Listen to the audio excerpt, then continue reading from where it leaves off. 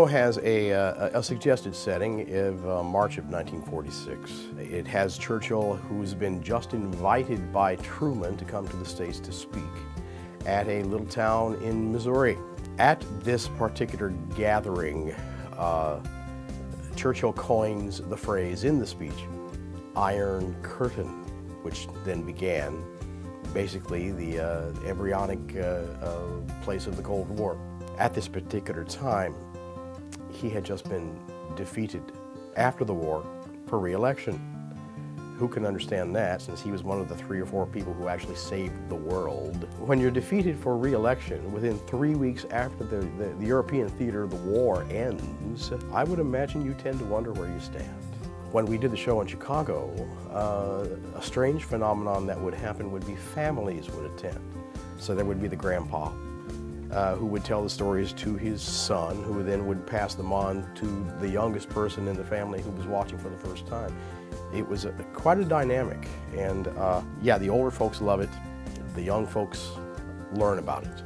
This was a singular man in history who did his very best to make sure that we were all united and taking care of each other. He loved America, and Americans loved him to no end. It shows that, I guess, greatness has no boundary when it comes to trying to decide who you are and what it is that you want to offer.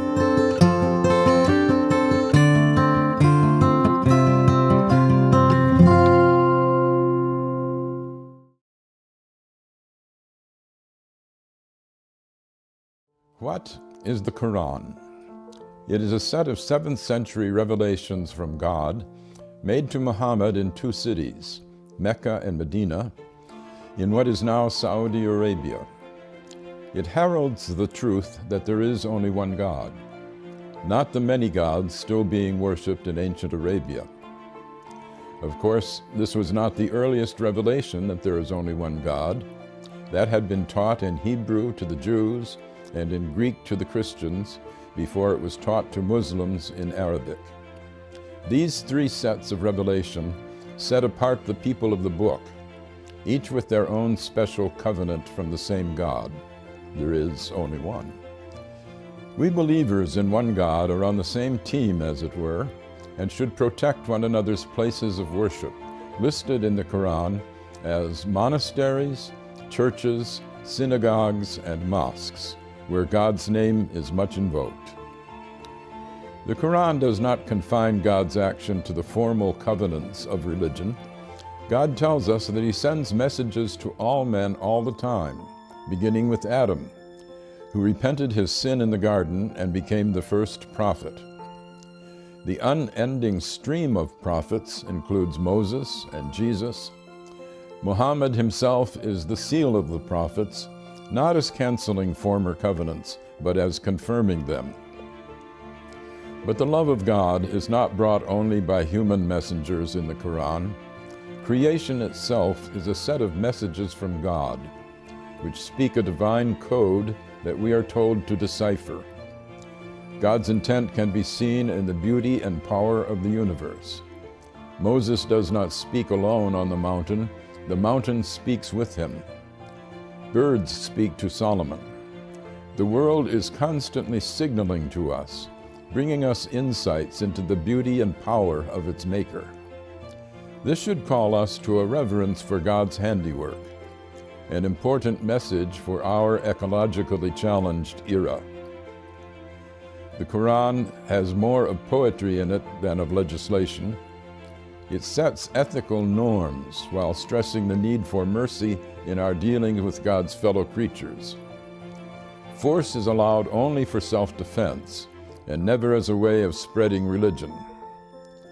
Commercial dealings with fellow Muslims or with non-Muslims should be meticulously fair and never extortionate. The relations of the sexes were still polygamous in the 7th century, as among the ancient Hebrews and the original Mormons, but women are to be honored. In fact, the dowry that was paid to a husband's family by the bride's family in Europe was paid in the Quran directly to the bride. and she retains this bride right even if the husband divorces her or if she divorces him. This carved out an area of women's rights unparalleled in the 7th century. The Quran is a book of many levels and great depths. Even non-Muslims can learn from it, as Pope Francis has proclaimed. I am Garry Wills for the Amerstein Center.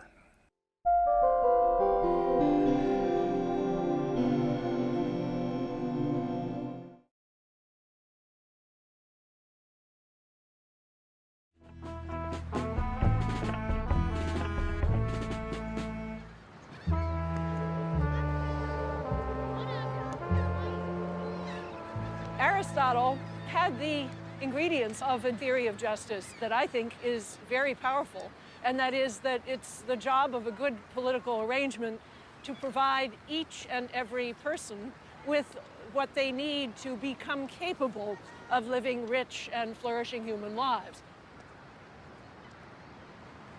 Now, of course, he didn't include all the people, but he at least had that idea of supporting human capability. That's the foundation of my own approach. Now then, in the 17th and 18th centuries, a very powerful new approach came on the scene, and that was the social contract approach. Hobbes, Locke, Rousseau, Kant.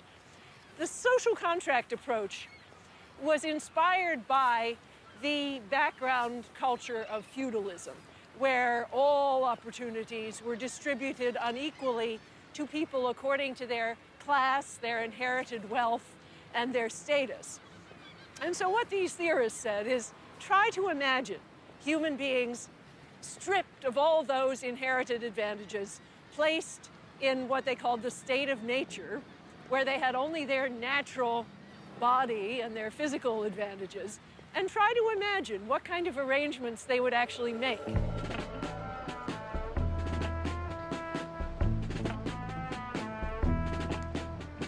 The social contract tradition is, of course, an academic, philosophical tradition, but it also has tremendous influence on popular culture and our general public life, because every day we hear things like, oh, those people don't pay their own way, or supporting some new group of people, well, there'll be a drag on our economy. So the idea that the good member of society is a producer who contributes advantage to everyone, that is a very live idea, and it lies behind the decline of welfare programs in this country. I think it lies behind many Americans' skepticism about Europe, about European social democracy.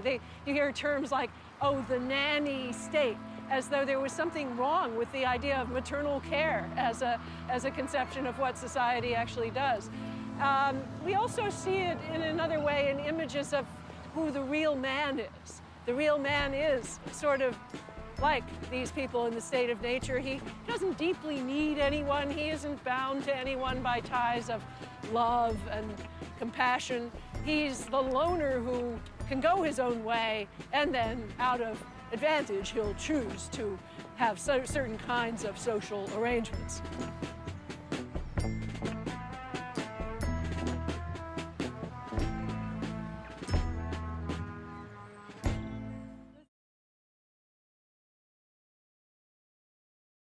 Works both ways. I want you to spend a minute or two on your upbringing and your family and how you think it shaped and defined who you are now. Well, for those of you who will take the book, thank you. For those who actually, because I signed all of them, so it took a while. For those of you who will actually then endeavor to read it, I think that you'll see a lot in the beginning of the book about where I came from. And I was born to an Irish dad and a Sicilian mother, which means that in the automobile of life, my father was the passenger. My mother was the driver. She was judge, jury, and executioner. She set the rules, she enforced the rules, and she was in charge. And that was the way it was. I'm the oldest son of a Sicilian mother, which carries both great benefits and great detriments to it. The great benefit is that you get a lot of attention from your mother if you're the oldest son of a Sicilian mother. The downside is there is much expected. To tell you how candid my mother was, when Mary Pat and I first got married, she wanted us to come every Sunday for dinner because that's what Italians do. And there was no way that my Irish wife was going to be going to dinner every Sunday at her in-laws' house. And so we kind of had to set a pattern for it. And my mother finally called and complained one time about it. And I said to her, listen, you told me that when I got married, that at that moment, the most important person in my life for the rest of my life was my wife. I said, and I'm only doing what you told me to do. And she said to me, thank you very much, Christopher. And one more thing before I go. I said, what's that? She goes, you've been a disappointment as a son.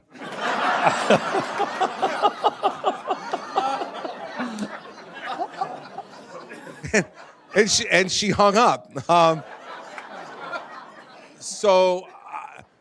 Whenever people ask me, it's like, especially in the beginning of my elected career, I got a lot of attention for how blunt and direct and candid I was, very different than most people in public life. In light of the person we have in the White House today, I look like a wallflower. But at that time, I was seen as something very different. And I would ask all the time, like, well, how did you become that? And it's only to talk, about my mother. And I'll end this portion of our conversation by explaining to this way. I keep saying, well, my mom passed away 15 years ago. So she never got to see me be governor. She saw me as U.S. attorney for a brief period of time, never saw me. She's a lifetime smoker, and she contracted lung cancer. And she was diagnosed with lung cancer on Valentine's Day of 2003. And very quickly, they determined that it had spread all over her body, and there was no reason for treatment, and it was just a matter of time. The last time I actually saw my mother, I was at a U.S. Attorney's National Conference in San Diego, and my younger brother called me and said, listen, Mom's back in the hospital. It's really bad. They say she could go at any time. So if you want to see her again, you probably need to come home. So I got on a plane on a red eye out of San Diego, flew it back to New Jersey, landed at 7:30 in the morning, got in a car, went to the hospital where she was immediately. When I got there, she was sleeping. And so I sat next to the bed and kind of held her hand and waited for her to wake up. And she woke up and she looked at me and she said, what day is it? Like, not hello, how are you? What day is it? I said, it's Friday. She said, what time is it? I said, it's about 9 o'clock. She said, go to work. I said, Mom, I just flew back from San Diego. I want to spend the day with you today. I said, so I'm not going to go to work today. She goes, Christopher, that's not who we are. It is a work day. You go to work. And I said, what are you, like, afraid of not getting your taxpayers' money's worth today? And like, I'll make up the time later. It's okay. I'm the boss over there. I can take some time off. I'm going to stay here. She moved her other hand over and put both hands on my hand. And she said to me, Christopher, go to work. It's where you belong. There's nothing left unsaid between us. And, that was it. My mother taught me from the beginning that if there's something on your mind, you should say it. If there's someone you love, you have to be honest with them. And she used to tell us all the time when she'd been complaining about whatever she was complaining about, that there are going to be no deathbed confessions in this family. You're hearing it now. And as it turned out, she was right, because the day I sat at her bed, when she only had 2 days, we didn't know, but 2 days left in her life, she let me go. She gave me permission to let her go. And she could do that because there was nothing left on her conscience that she felt like she needed to teach me or tell me. And I felt the same way about her. So I said, okay, you're right. Gave her a kiss on the forehead and I left. And I went to work. And 3 hours later, my brother called me and said she had gone into a coma and she died 2 days later. So when you have an example like that, a role model like that, I don't think you could be any other way than the way I am and do honor to her upbringing of me. And so she was an extraordinary woman, really tough, really direct. The book is dedicated to her because it couldn't be dedicated to anybody else. I am who I am because of her. So I'm very fortunate in that regard. So when you hear me say certain things later to some of his questions that you go, I can't believe he said that, you're going to say, no, I can believe it, yeah. Or some of the stuff his mother said to him, I can definitely believe he said that.